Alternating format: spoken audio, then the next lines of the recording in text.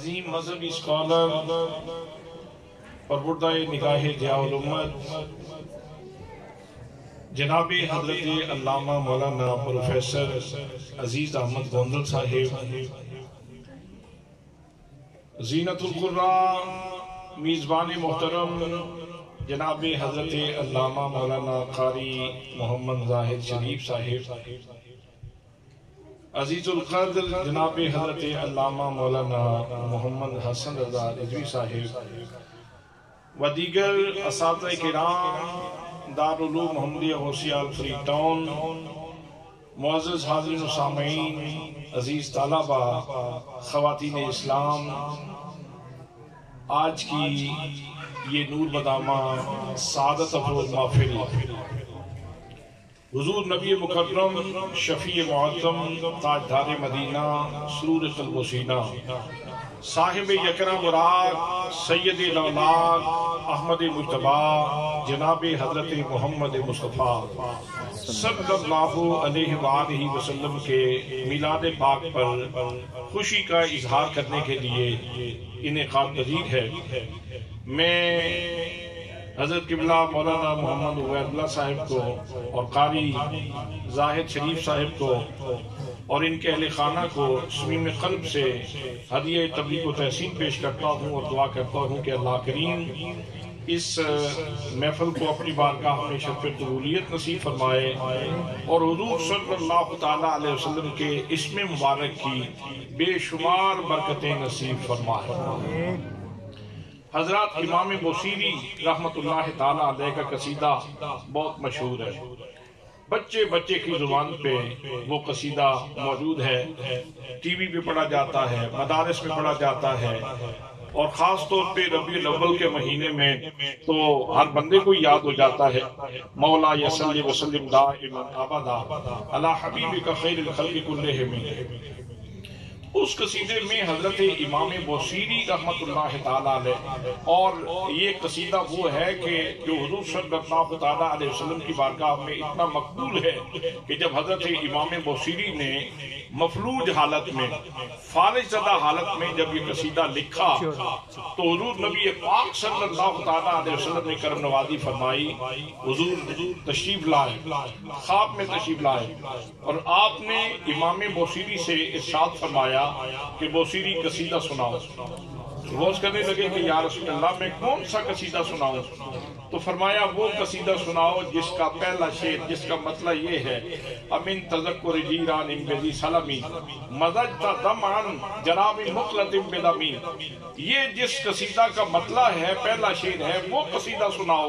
اب حضرت امام بوصیری حضور نبی کریم صلی اللہ تعالیٰ علیہ وسلم کے فرمان پہ قصیدہ سنانا شروع کرتے ہیں، اور جب امام بوصیری قصیدہ پڑھ رہے تھے تو حضور تمایل فرما رہے تھے۔ تمایل کا مطلب ہے سن کے جھومنا، تو اس کا مطلب یہ ہوا کہ حضور صلی اللہ تعالیٰ علیہ وسلم کی صفت و ثنا جاری ہو، حضور کی مدح سرائی کی جا رہی ہو، حضور صلی اللہ تعالیٰ علیہ وسلم کے ذات کے نغمات محبت اللہ پہ جا رہے ہوں، تو سن کے جھومنا یہ پاک نبی کی سنت ہے۔ سن کے جھومنا اور اس بات کا احساس دلانا کہ دل کو راحت مل رہی ہے، دل کو سکون مل رہا ہے، روح کو تسکین مل رہی ہے، اس بات کا احساس دلانا یہ حضور صلی اللہ تعالیٰ علیہ وسلم کی سنت ہے۔ اور امام بوصیری کے فالج زدہ حصے کے اوپر آپ نے ہاتھ پھیرا تو آپ کے دستے انور کی برکت سے فالج اسی وقت ٹھیک ہو گئی۔ جاتے ہوئے آپ نے امام بوصیری کو چادر بطور انعام عطا فرمائی، بطور انعام آپ نے چادر عطا فرمائی۔ امام بوصیری کی آنکھ کھلتی ہے، جب آنکھ کھلتی ہے تو دیکھتے ہیں کہ پاس چادر پڑی ہے اور جسم سارے کا سارا توانا اور تندرست ہے۔ حضرات محترم، بوصیری نے سوچا کہ اب اس قصیدے کا نام کوئی اور نام نہیں ہوگا، بلکہ اس قصیدے کا نام میں حضور صلی اللہ تعالیٰ علیہ وسلم کی چادر پاک سے منسوب کر کے اس کا نام ہی قصیدہ بردہ رکھ دوں گا۔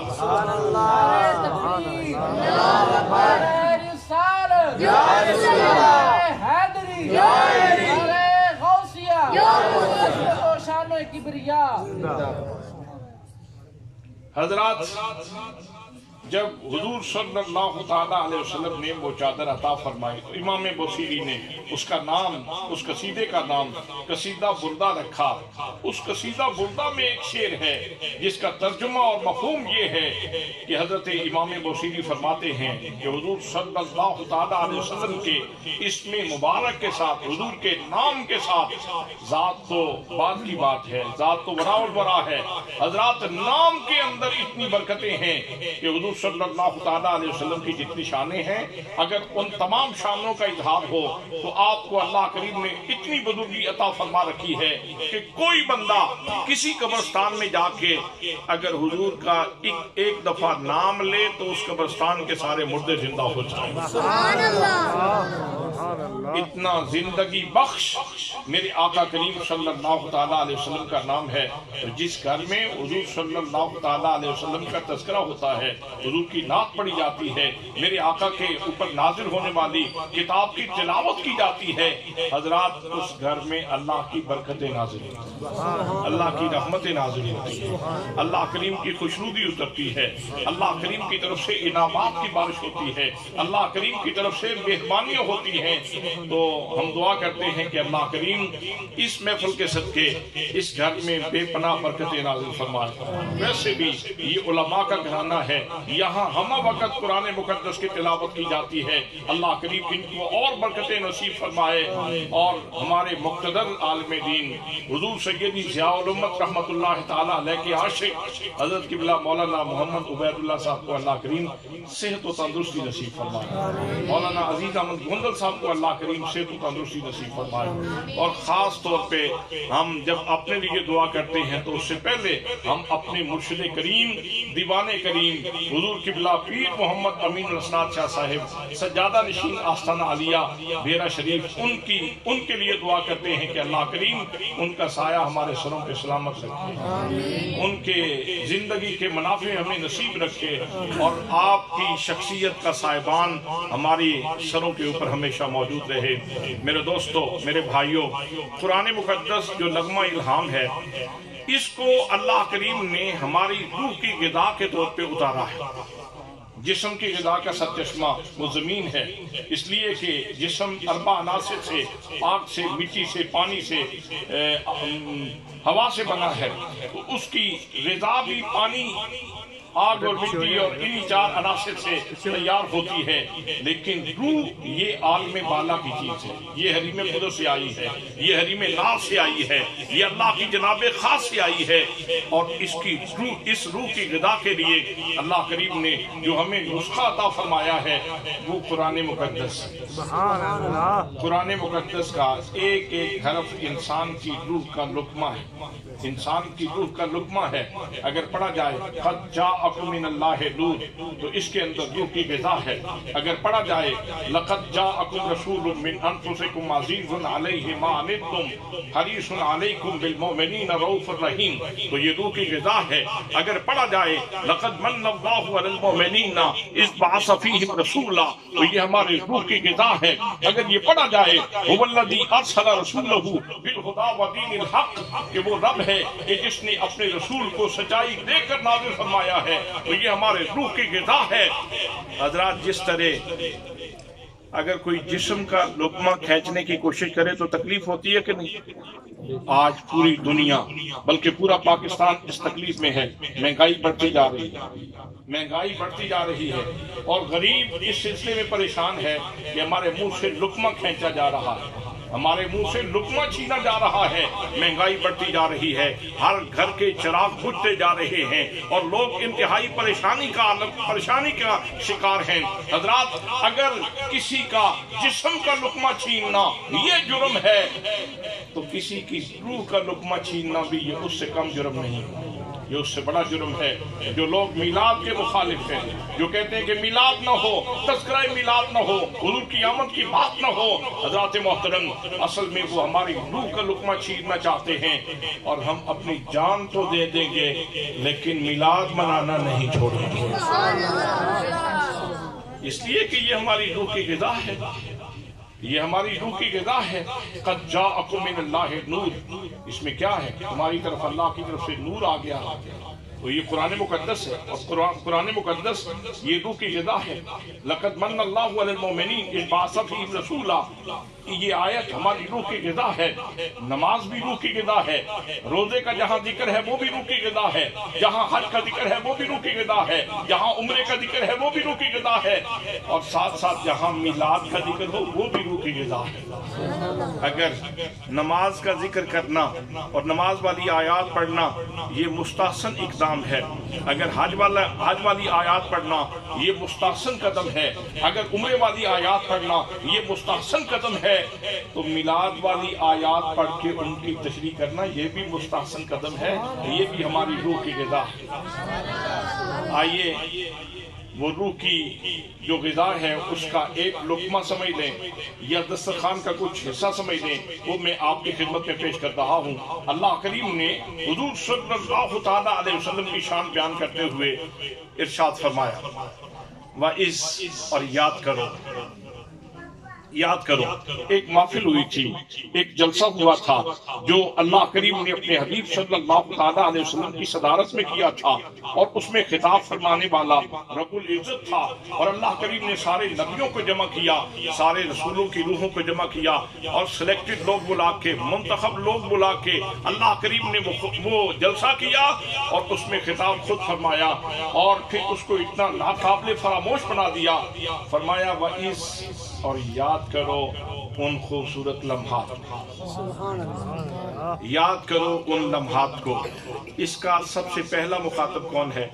جناب صدیق اکبر، جناب حضرت علی المرتضیٰ، جناب خدیجۃ الکبریٰ، جناب حضرت زید بن حارثہ، یہ سارے لوگ ابتداءً قرآن مقدس کے مخاطب ہیں، اور پھر جیسے جیسے لوگ کلمہ پڑھتے گئے اور دائرہ اسلام میں داخل ہوتے گئے ویسے ویسے وہ قرآن کے مخاطب ہوتے گئے۔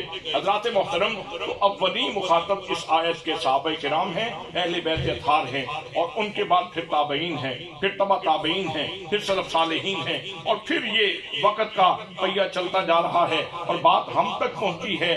تو اللہ کریم نے یہ آیت نازل فرما کے اللہ کریم نے پہلے صحابہ کرام کو، پھر تابعین کو، پھر تبع تابعین کو، پھر سلف صالحین کو، پھر یہاں تک آنے والے لوگوں کو، اور صبح قیامت تک آنے والے لوگوں کو ارشاد فرما دیا، یہ جو میں نے جلسہ اپنے محبوب کی عزت کا، عظمت کا، شان کا کیا تھا، اس کو فراموش کبھی نہ کرنا، اس کو یاد کرتے رہنا،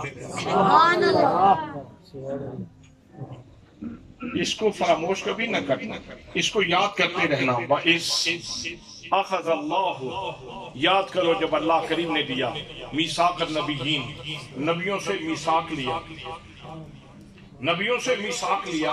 حضرات اللہ کریم کا ہر حکم بڑا اہم ہے، بڑی اہمیت کا حامل ہے، اور پھر سننے والے سامنے انبیاء کی روحیں ہیں، وہ قدر کرنے والے لوگ ہیں۔ تو یہاں یہ بھی کہا جا سکتا تھا کہ ہم نے نبیوں کو حکم دیا، ہم نے نبیوں سے یہ بات کی، ہم نے نبیوں کو یہ ارشاد فرمایا، لیکن یہاں یہ نہیں ارشاد فرمایا، بلکہ اللہ کریم ارشاد فرماتا ہے کہ ہم نے نبیوں سے پختہ وعدہ لیا، میثاق دیا ہے۔ میثاق کسے کہتے ہیں؟ میثاق اس ایگریمنٹ کو کہتے ہیں جس کے اوپر سائن ہوتا ہے، انتہائی پختہ وعدہ، انتہائی پختہ وعدہ۔ اللہ کریم فرماتا ہے میں نے نبیوں سے پختہ وعدہ لیا۔ لما آتیتکم، اے نبیوں میں تمہیں کتابیں دوں گا، لما آتیتکم من کتاب و حکمہ، میں تمہیں کتابیں دوں گا، میں تمہیں حکمتیں دوں گا۔ ثم جاءکم رسول، اور پھر میرا عظمت والا رسول آ جائے۔ حالانکہ آپ جانتے ہیں کہ 313 رسول ہیں، لیکن یہاں رسالت کے منصب کی بات فقط حضور کے لیے کی جا رہی ہے، اور باقی سب کو دائرہ نبوت میں بیان کیا جا رہا ہے۔ تو یہ واضح کرنا مقصود ہے کہ جب انبیاء کے جھرمٹ میں، جب رسولوں کے جھرمٹ میں میرا نبی تشریف فرما ہو، تو پھر اس وقت سیادت مصطفیٰ کے حصے میں آتی ہے، اور باقی سب لوگ اس کے سامنے سامعین کی صورت میں موجود ہوتے ہیں۔ حضرات تو ارشاد فرمایا ثم جاءکم رسول، پھر میرا رسول آ جائے، اور وہ اس رسول کی شان کیا ہے؟ فرمایا مصدق لما معکم، جو میں تمہیں کتابیں دوں گا، جو میں تمہیں حکمتیں دوں گا، میرا نبی آئے گا تو ان کی تصدیق کرے گا۔ حضرات اس وقت ہم کتنے نبیوں کے اوپر ایمان رکھتے ہیں؟ 1,24,000 यकम बेश अंबिया किराम के ऊपर हम ईमान रखते हैं। हालांकि कुरान मुकद्दस के अंदर जिन नबियों का जिक्र है वो तकरीबन 26 है। 26 अंबिया किराम का जिक्र कुरान मुकद्दस में मौजूद है और बाकियों के ऊपर जो ईमान हम रखते हैं और उनके ऊपर ईमान लाना जरूरी है। अगर किसी एक का भी आप इनकार करेंगे तो आप दायरा इस्लाम से निकल जाएंगे। किसी नबी की नबूवत का भी आप इनकार नहीं कर सकते। तो फिर 1,24,000 को क्यों मान रहे हैं? वो इसलिए कि हुजूर ने उनकी तस्दीक फरमाई। हुजूर सल्लल्लाहु ताला अलैहि वसल्लम ने उनकी तस्दीक फरमाई है। तो आपकी तस्दीक के ऊपर हम तमाम अंबियाए किराम के ऊपर ईमान रखते हैं। फरमाया सुम्मा जाअकुम रसूल, फिर मेरा रसूल आ जाए, मुसद्दिकुल लिमा माअकुम, जो कोई तुम्हारे पास किताबें होंगी, हिकमत होगी, दानाई होगी, तुम्हारे पास मेरा मैसेज होगा, वो मेरा नबी आके उसकी तस्दीक करने वाला होगा। आज आप सभी लोग इस बात के ऊपर ईमान रखते हैं कि जितने अंबियाए किराम तशरीफ लाए सब ने अपना फर्ज मनसबी सही तरीके से अदा किया। ईमान रखते हैं कि नहीं? आप तो उस वक्त नहीं थे, आप तो उस वक्त मौजूद नहीं थे, तो आप इतनी बड़ी हकीकत को बिन देखे क्यों बयान कर रहे हैं और उसके ऊपर ईमान क्यों रखे हुए हैं? वजह यह है कि आमिना के लाल ने कहा है कि जितने नबी तशरीफ लाए थे सब मासूम थे, सब आदिल थे, उन्होंने अपना फरीज़ा मनसबी अदा किया है। लिहाजा मानने वाले भी कहते हैं जो मुस्तफा ने कहा वही सच कहा, सच्ची बात है। इसलिए हम भी उसी का तज़किरा करेंगे, उसी का जिक्र करेंगे और उसी के ऊपर यकीन रखेंगे। सुम्मा जाअकुम रसूल मुसद्दिकुल लिमा माअकुम, अब तुम्हारे जिम्मे काम क्या है? लतुमिनुन्ना बिही व लतंसुरुन्ना, तुम सब ने मेरे नबी के ऊपर ईमान भी रखना है, ईमान भी लाना है और उनकी मदद भी करनी है। मेरा रसूल आ जाए तो तुम सबकी जिम्मेदारी ये है कि तुमने मेरे नबी के ऊपर ईमान भी लाना है और उनकी मदद भी करनी है, उनकी मदद भी करनी है। हजरात, यहाँ एक बात मैं आपकी खिदमत में अर्ज करना चाह रहा हूँ, वो ये है, कारी साहब खुद ही उठा लें आगे होके। अब तैयब साहब को महफिल में शरीक करें, आपने बच्चों के हवाले क्यों किया है? उसको झोली में बिठा या नाना बू के पास बैठा।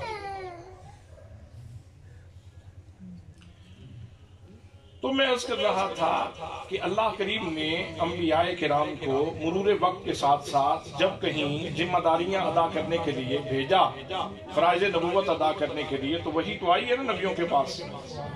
तो उस वक्त वही आ जाती और हर नबी को कहा जाता कि तुमने मेरे हबीब का इंतजार करना है और अगर वो तशरीफ लाए तो उनके ऊपर ईमान भी लाना है और उनकी मदद भी करनी। उस वक्त बात कर दी जाती।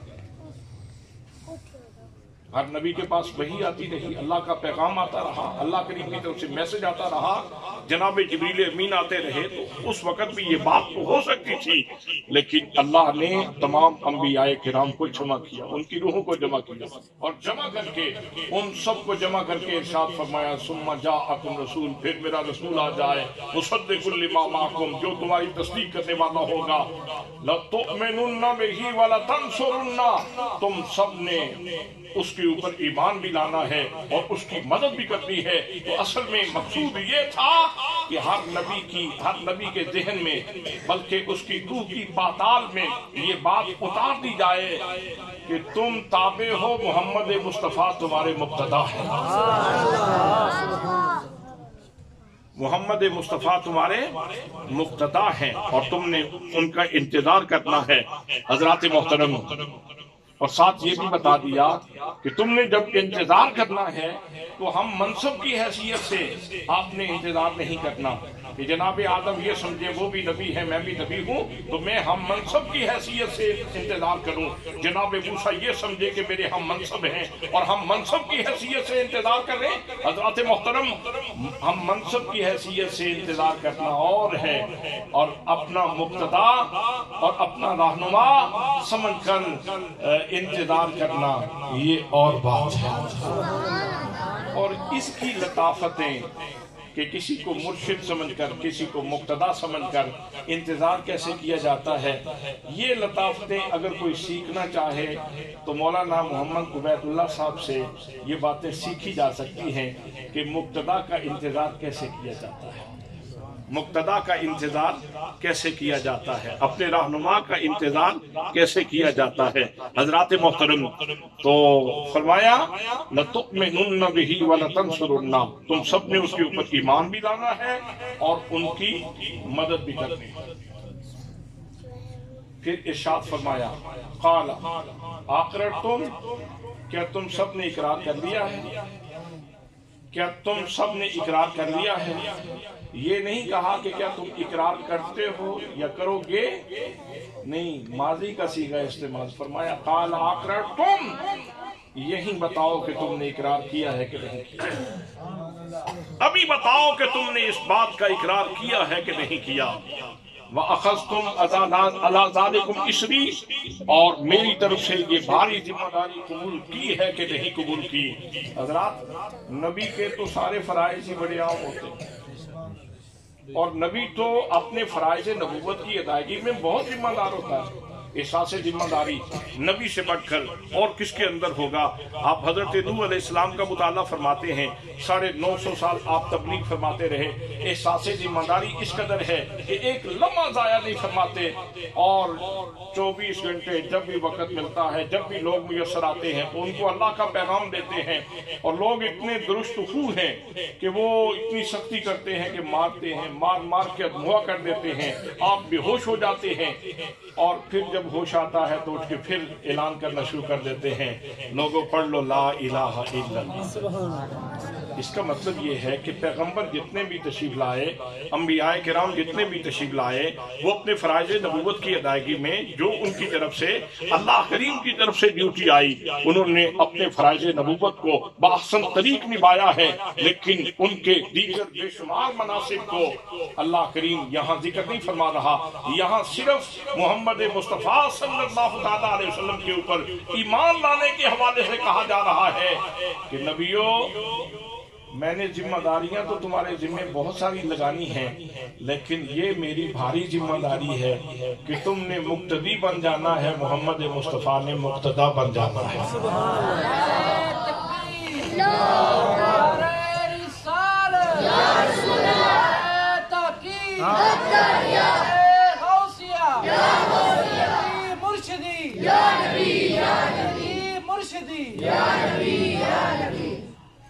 अंबिया की रूह की पाताल में अल्लाह ने अपने नबी की मोहब्बत उंडेल दी, इंतजार में डाल दिया।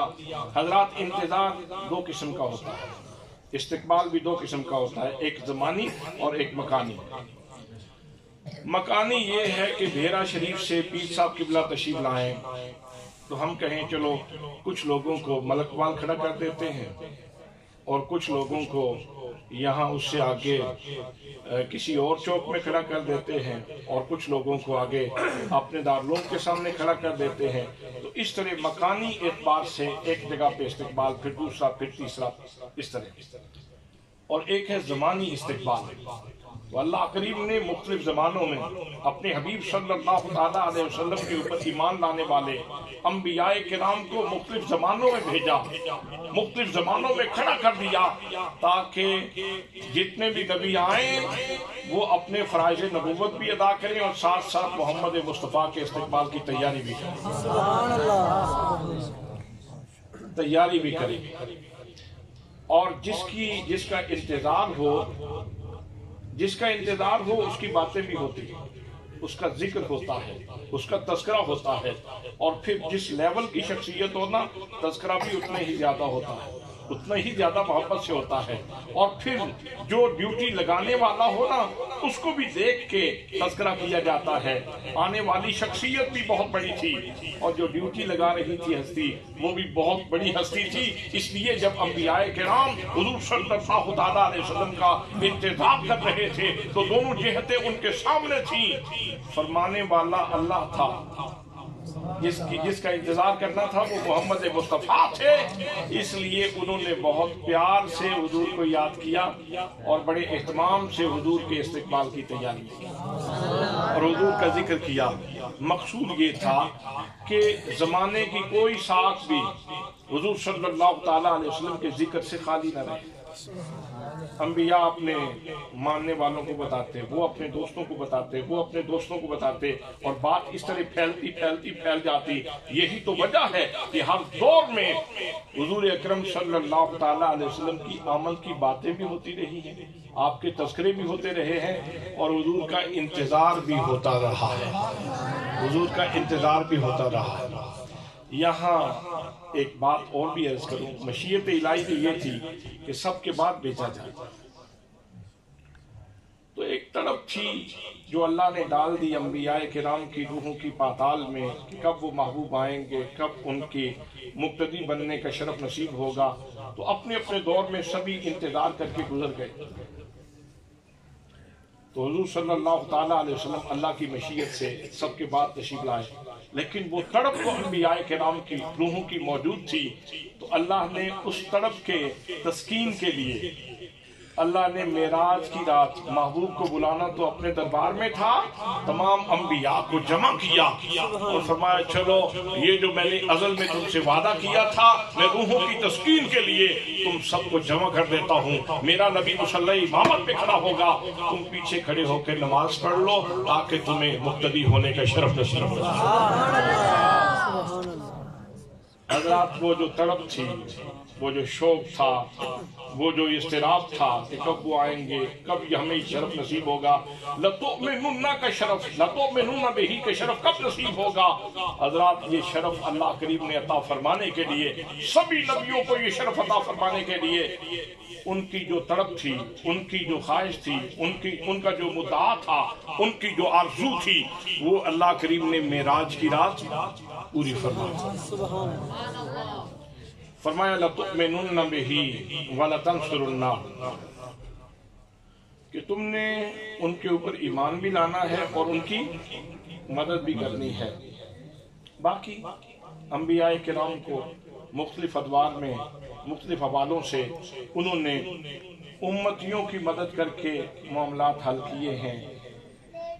वो बहुत सारे वाक़यात हैं, इस वक्त सारा दफ्तर नहीं खोला जा सकता, लेकिन जो बराए रास्त मदद है वो एक नबी की मदद तो हम सबको हम वक्त पहुँचती है। वो ये है कि नमाजें 50 मिली थी और हम पढ़ रहे हैं जनाब मूसा की मदद से 5,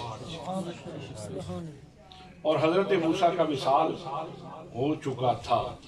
तो इसका मतलब ये है कि अल्लाह के बंदे विसाल के बाद भी मदद फरमा सकते हैं। अल्लाह के बंदे विसाल के बाद भी मदद फरमा सकते हैं। और शरीफ लोगों का यही तरीका है, अजमत वाले लोगों का यही तरीका है कि उस मदद को माना भी जाए और उस मदद को वसूल भी किया जाए। जितने नमाजी हैं वो सब इसी मदद को वसूल करते हुए 50 से 5 पढ़ते हैं, वगरना जिसको मिसाल फरमाई हुई शख्सियत की मदद मंजूर ना हो तो उसको 50 नमाजें उसूली तौर पे पढ़नी चाहिए, उसको 50 नमाजें पढ़नी चाहिए। हजरात आमदम बसरे मतलब मैं इसका कहा था कि अल्लाह करीम ने इरशाद फरमाया लतुमिनुन्ना बिही व लतंसुरुन्ना। ये इरशाद फरमाने के बाद बयान तो बड़ा जामे था, बात यहाँ पे खत्म की जा सकती थी, लेकिन जब महबूब की बात छिड़ती है तो फिर तज़किरा खत्म करने को जी नहीं चाहता। फरमाया क़ाला अक़ररतुम, ए अंबियाए किराम क्या आपने इकरार कर लिया है, व अख़ज़्तुम अला ज़ालिकुम इसरी, और मेरी ये भारी जिम्मेदारी कबूल कर दी है। तो नबियों ने कहा कालू अक़ररना, मालिक हमने इकरार कर लिया, हमने इस बात का इकरार, भाई हमने इस बात का इकरार कर लिया है। बात यहाँ पे खत्म हो जाती, लेकिन मजीद आगे कहा, फरमाया काला, अल्लाह करीम इरशाद फरमाता है, काला अल्लाह ने फरमाया फशहदू, तुम सारे एक दूसरे के गवाह बन जाओ, तुम सारे के सारे एक दूसरे के गवाह बन जाओ। भाई अंबियाए किराम से बात हो रही थी ना, उनकी रूहों से बात हो रही थी, यहाँ किसी के इनकार की तो गुंजाइश ही नहीं है। तो फिर इतनी ताकीद के पहले इकरार करवाया जा रहा है اور پھر کہا کہ تم سارے ایک دوسرے کے اوپر گواہ بن جاؤ. کوئی بھی دستاویز ہو، یہ عالمی اصول ہے، گواہوں سے بات ثابت ہو جاتی ہے.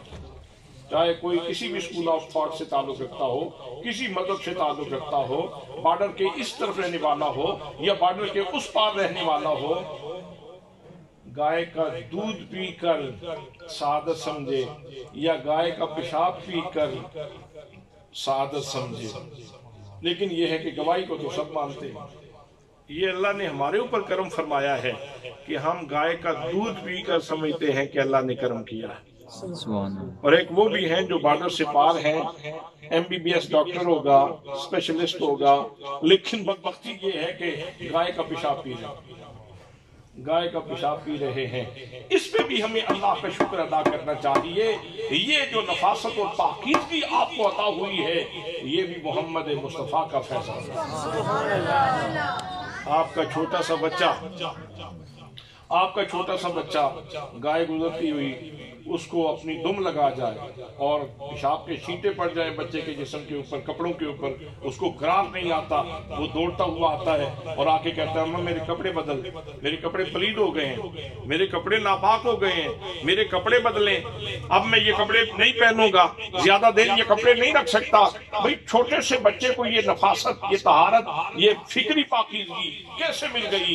اور ادھر ایک MBBS ڈاکٹر ہے، اسپیشلائزیشن کی ہوئی ہے اور ہاسپٹل میں کام کرتا ہے جہاں لکھا ہوا ہے چونکہ یہ نہیں بیماریاں پھیلتی ہیں، حضرات انسان تھوکے تو بیماریاں پھیلتی ہیں، اور گائے پیشاب کرے تو ان کو شفا ملتی.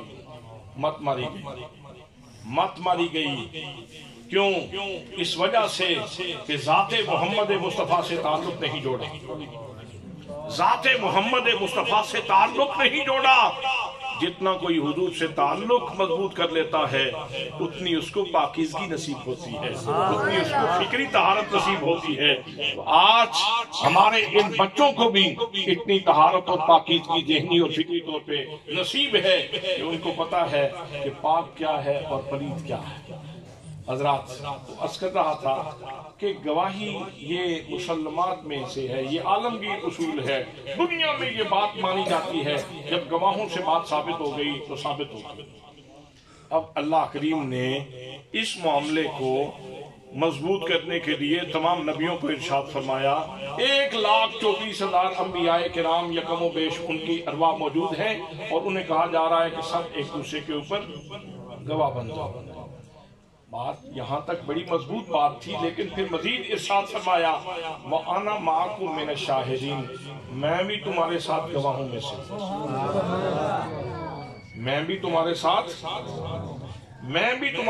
گواہوں میں سے ہوں.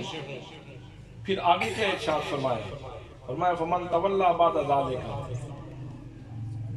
جی فَمَن تَوَلَّىٰ بَعْدَ ذَلِكَ فَأُولَٰئِكَ هُمُ الْفَاسِقُونَ. یہ تحدید ہے، یہ دھمکی ہے، وعید ہے. انبیاء کی روحیں ہیں، معصوم لوگوں کی روحیں ہیں، پاک لوگوں کی روحیں ہیں، سراپا تسلیم لوگوں کی روحیں ہیں. ان کے سامنے یہ کہنے کی ضرورت کیا تھی؟ جن کو کہا جا رہا ہے کہ میں کتابیں دوں گا، حکمتیں دوں گا، انہی کو کہا جا رہا ہے کہ جس نے اس کے بعد ستابی کی سر پھیرا وہ فاسق ہو جائے گا. ایک طرف نبوت رکھی اور ایک طرف فسق رکھا. فرمایا اگر محمد مصطفیٰ کے نیاز مند رہے تو نبوت کا تاج سر پہ سجے گا، اور اگر کسی نے سرتابی کی تو نبوت کا تاج لے لیا جائے گا اور فسق کا لیبل لگا دیا جائے گا، فاسق ہونے کا لیبل لگا دیا جائے گا. حضرات انبیاء کرام تو معصوم تھے، وہ اللہ کی حفاظت میں ہیں، ان سے گناہ نہیں ہو سکتا، لیکن یہ الفاظ اس لیے فرمائے گئے کہ جب انبیاء کرام کے لیے وہاں ستابی کی گنجائش نہیں ہے تو میں اور آپ کس کھیت کی مولی؟ عام انسان کس کھیت کی مولی ہے کہ اس میں بے احتیاطی کرے، اس معاملے میں تجاہل کا شکار ہو، تکاسل کا شکار ہو، سستی کے شکار ہو، بے ادبی کے شکار ہو. جب ایک نبی کے لیے وہاں گنجائش نہیں ہے تو عام بندے کے لیے کہاں گنجائش ہوگی؟ اسی لیے تو حضور خواجہ غلام فخر الدین سیالوی رحمت اللہ تعالیٰ علیہ نے ادب کا پیکر بن کر عرض کی تھی، باب جبریل کے پہلو میں، باب جبریل کے پہلو میں ذرا دھیرے سے فخر کہتے ہوئے جبریل کو یوں پایا گیا، اپنی پلکوں سے درے یار پہ دستک دینا۔ اونچی آواز ہوئی، عمر کا سرمایہ گیا، اونچی آواز ہوئی، عمر کا سرمایہ گیا۔ اس لیے آواز کو دھیما رکھو، آواز کو دھیما رکھو، وہاں نیاز مندی کا مظاہرہ کرو، تعظیم و تکریم کا اظہار کرو۔ حضرات محترم، تو اللہ کریم ارشاد فرماتا ہے کہ تم سارے گواہ ہو جاؤ، میں بھی تمہارے ساتھ گواہوں میں سے ہوں، تو جو پھرے گا تم میں سے تو اس کے اوپر فسق کا لیبل لگا دیا جائے گا، وہ فاسقوں میں نافرمانوں میں ہو جائے گا۔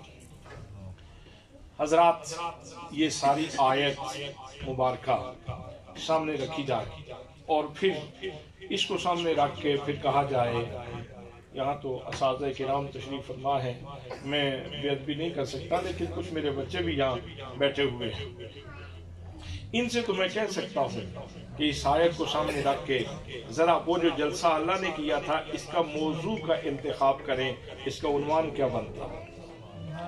اس آیت کو سامنے رکھ کے اس جلسے کا عنوان منتخب کریں کہ عنوان کیا بنتا ہے۔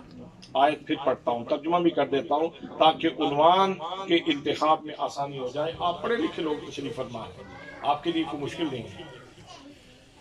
وَإِذْ أَخَذَ اللَّهُ مِيثَاقَ النَّبِيِّينَ، اور یاد کرو ان خوبصورت لمحات کو جب اللہ نے نبیوں سے میثاق لیا۔ وَإِذْ أَخَذَ اللَّهُ مِيثَاقَ النَّبِيِّينَ لَمَا آتَيْتُكُم مِّن كِتَابٍ وَحِكْمَةٍ، میں تمہیں کتابیں اور حکمتیں دوں گا۔ ثُمَّ جَاءَكُمْ رَسُولٌ، پھر تمہارے پاس میرا عظمتوں والا رسول آ جائے۔ ثُمَّ، یہ سوکھا ہو گیا، پنجابی وچ بھی جاتے آپ، عربی میں تو پھر ہے ہی۔ ثم جاءکم رسول، پھر تمہارے پاس میرا عظمت والا رسول آ جائے۔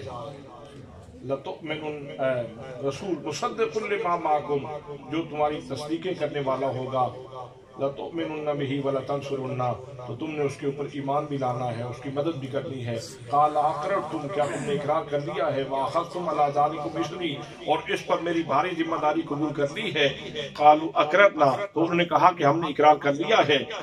قال فاشهدوا، فرمایا تم ایک دوسرے کے اوپر گواہ بن جاؤ۔ وانا معکم من الشاہدین، اور میں بھی تمہارے ساتھ گواہوں میں سے ہوں۔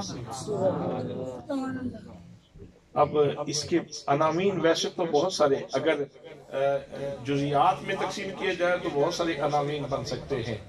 سیادت مصطفیٰ کا عنوان بن سکتا ہے، قیادت مصطفیٰ کا عنوان بن سکتا ہے، ختم نبوت کا عنوان بن سکتا ہے، حضور کی رسالت عامہ کا عنوان بن سکتا ہے، حضور صلی اللہ تعالیٰ علیہ وسلم کی عظمت کا جلسہ یہ عنوان بن سکتا ہے، رفعت مصطفیٰ کا جلسہ یہ عنوان بن سکتا ہے۔ لیکن جو عنوان بہت واضح ہے، جو اللہ کریم نے عنوان رکھا ہے، وہ یہ ہے آمد مصطفیٰ کا جلسہ۔ وہ کیا ہے؟ آمد مصطفیٰ کا جلسہ یا میلاد مصطفیٰ کا جلسہ۔ اور اس بات کو اتنے گواہوں سے ثابت کر دیا کہ 1,24,000 انبیاء کرام، ان کی گواہی اس کے اوپر موجود ہے، اور اس سے بڑھ کر اللہ کی اپنی گواہی موجود ہے۔ جب ایک مضمون اتنا موقد ہے تو پھر پتہ نہیں لوگوں کو مسئلہ کیا ہے کہ میلاد کا انکار کیوں کرتے ہیں۔ یہ بھائی دنیا کا اصول ہے، نہ عالمگیر اصول ہے۔ کسی بھی عدالت میں 2 گواہوں سے 4 گواہوں سے مسئلہ تو ثابت ہو جائے گا۔ تو جس چیز کے اوپر 1,24,000 انبیاء کرام، انتہائی پاکیزہ لوگ، معصوم لوگ، گناہوں سے پاک لوگ، فسق سے پاک لوگ، کذب سے پاک لوگ، غیبت سے پاک لوگ، ہر قسم کی ناپاکی سے پاک لوگ، اتنے لوگوں کو اللہ کریم نے گواہ بنا دیا، اور پھر ساتھ یہ بھی فرما دیا کہ میں بھی گواہوں میں سے ہوں۔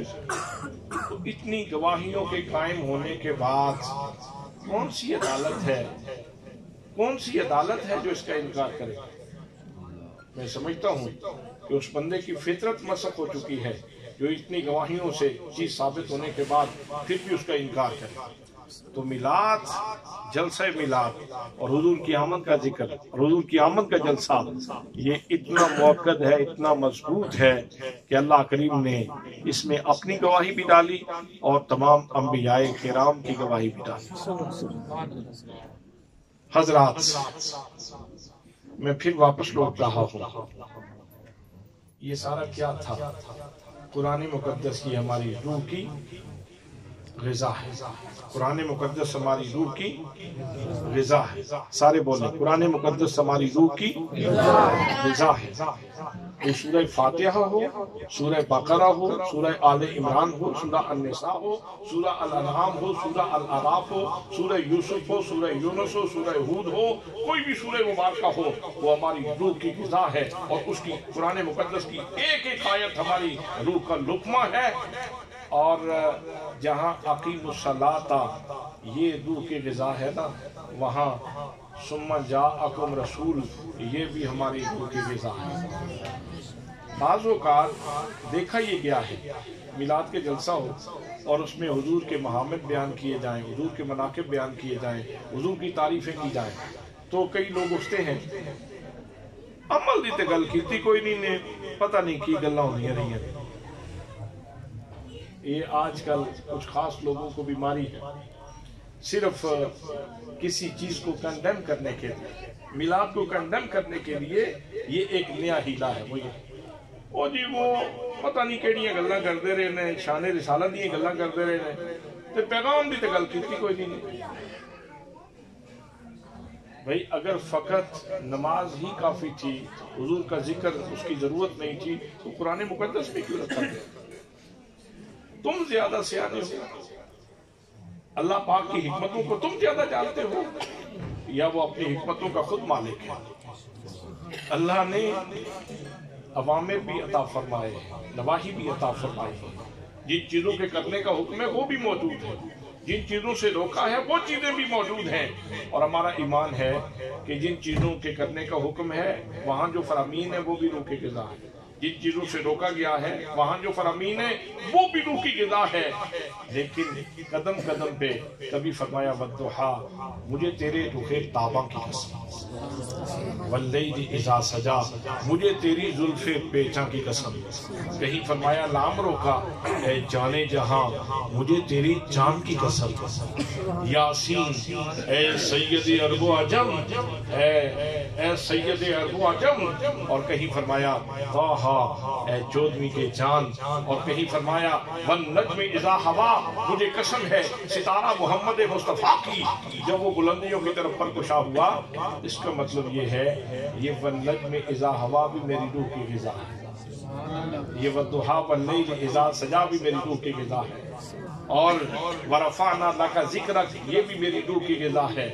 اس لیے جب میلاد کا ذکر ہو اور قرآن مقدس کی کسی آیت کی تشریح کی جائے تو اس وقت صرف یہ چیز پیش نظر آ کے کہ نماز کا ذکر تو ہو نہیں رہا، تو یہ ساری کوئی اور ہی چیز پڑھی جا رہی ہے، یہ خام خیالی ہے اور یہ گھٹیا سوچ ہے۔ قرآن مقدس کی ساری آیتیں ہماری روح کی غذا ہیں۔ نماز کا ذکر ہو تو تب بھی ہم پیار سے سنیں گے، روزے کا ذکر ہو تب بھی ہم پیار سے سنیں گے، اور جب میلاد کا ذکر ہوگا تو تب بھی ہم نہیں، آپ بولے نہیں، جب میلاد کا ذکر ہوگا تو پھر بھی ہم پیار سے سنیں گے، اس لیے کہ وہ آئے ہیں تو ان کے ہاتھوں سے نماز لی ہے، وہ آئے ہیں تو ان کے ہاتھوں سے روزہ لیا ہے، وہ آئے ہیں تو ان کے ہاتھوں سے حج لیا ہے، وہ آئے ہیں تو ان کے ہاتھوں سے یہ سبق لیا ہے کہ یتیم کے سر کے اوپر ہاتھ رکھنا ہے، وہ تشریف لائے ہیں تو انہی سے یہ سبق پایا ہے کہ لوگوں کے راستوں سے کانٹے اٹھانے ہیں۔ اگر تشریف نہ لاتے نہ نماز ملتی، نہ روزہ ملتا، نہ حج ملتا، نہ زکوٰۃ ملتی، نہ یتیم کے سر کے اوپر ہاتھ رکھنے کا سبق ملتا، نہ ماں کا احترام ملتا، نہ باپ کا احترام کا سبق ملتا، کچھ بھی نہ ملتا اگر آمینہ کے لال تشریف نہ لاتے، اس لیے یہ باقی سارے عناوین فرع ہیں، اصل عنوان ہی حضور کی تشریف آوری ہے، اصل عنوان ہی حضور صلی اللہ تعالیٰ علیہ وسلم کی تشریف آوری ہے۔ دعا ہے کہ اللہ کریم ہمیں اپنے آقا کریم صلی اللہ تعالیٰ علیہ وسلم کی عظمتوں کو پہچاننے کی، دل میں بٹھانے کی، اور پھر ان کا گلی گلی نگر نگر چرچا کرنے کی توفیق نصیب فرمائے۔ بات یاد آ گئی مجھے، ایک بوڑھا باپ اپنے بیٹے کو جامعہ الازہر مصر میں پڑھنے کے لیے بھیج رہا تھا، جامعہ الازہر میں پڑھنے کے لیے بھیج رہے ہیں، سرگودا ریلوے اسٹیشن سے گاڑی روانہ ہونے والی، بس سگنل ڈاؤن ہونے والا ہے، تو والد جاتے ہوئے اپنے بیٹے کو زیادہ راہ عطا فرما رہا ہے۔ سبحان اللہ، خوبصورت لوگ، خوبصورت باتیں، خوبصورت لوگوں کی خوبصورت باتیں۔ فرمایا میرے بیٹے محمد کرم شاہ جی، جب آپ پڑھ کے آؤ گے نا تو میں تمہیں ایک گاڑی لے کے دوں گا، میں تمہیں ایک لاؤڈ سپیکر لے کے دوں گا۔ بیٹا پھر گاڑی کے اوپر لاؤڈ سپیکر رکھ کے نا تم نے کرنا کیا ہے، تم نے گلی گلی میرے نبی کی عظمت کا ہوکا دینا ہے، تم نے گلی گلی میرے نبی کی عظمت کا ہوکا دینا ہے۔ اور پھر آپ فرماتے ہیں جب تک میں پڑھتا رہا تو والد گرامی کا یہ ارشاد میرے سطح ذہن کے اوپر ہمیشہ نمودار ہوتا رہا اور مجھے وہ بات یاد کرواتا رہا۔ پھر جب میں واپس آیا تو میں نے سوچا کہ ایک گاڑی کتنی دیر تک چلے گی، ایک لاؤڈ سپیکر کتنی دیر تک اس کی عمر ہوگی، اور ایک کرم شاہ کتنی دیر تک چلے گا۔ یہ تو عاجزی سے کہا تھا آپ نے، وہ ایک کرم شاہ اب صبح قیامت تک چلے گا۔ دین و ملت کی ضیا، پیر محمد کرم شاہ، دین و ملت کی ضیا، پیر محمد کرم شاہ۔ تو فرمایا ایک کرم شاہ کی زندگی کتنی ہوگی، کیوں نہ ایسا کام کیا جائے کہ ایک گاڑی نہیں کئی گاڑیاں چلیں، اور ایک لاؤڈ سپیکر نہیں کئی لاؤڈ سپیکر آن ہوں، اور گلی گلی نگر نگر کریا کریا شہر شہر میرے نبی کی عظمت کے ترانوں سے گونج جائے۔ آج وہ خواب شرمندہ تعبیر ہو رہا ہے۔